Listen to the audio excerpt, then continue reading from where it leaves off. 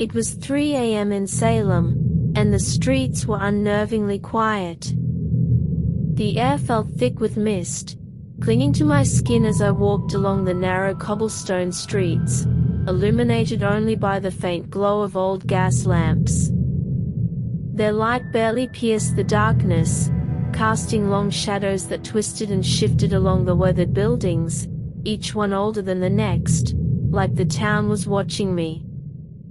The sound of my footsteps echoed unnaturally loud, the town's history pressing down with every step. I could feel it, the weight of centuries past, the stories of witch trials and the lives ruined here. Every alley seemed to whisper secrets, and even the wind felt like it was carrying voices, distant but ever-present. As I turned onto Chestnut Street, the houses loomed large, their windows dark and empty.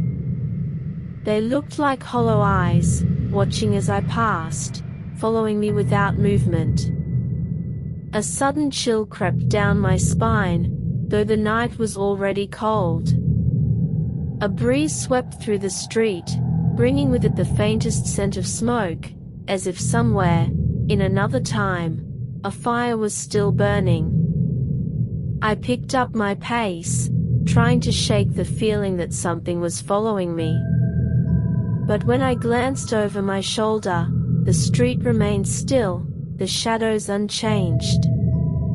Yet the sensation lingered, the unsettling knowledge that in Salem, the past never really stays buried.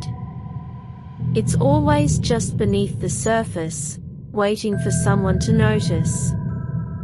I continued toward the edge of town, where the trees grew thicker, their branches arching over the road like skeletal fingers. The leaves rustled, though there was no wind. The darkness here felt deeper, almost suffocating. My breath quickened as I walked, my footsteps quicker now, but I couldn't shake the feeling of being watched. Not by something of this world, but by something else, something older, waiting in the dark. By the time I reached the lights of the main street again, I felt the weight lift, but only slightly. Even in the safety of light, Salem's darkness clung to me, like a shadow I couldn't outrun. The town wasn't finished with me yet.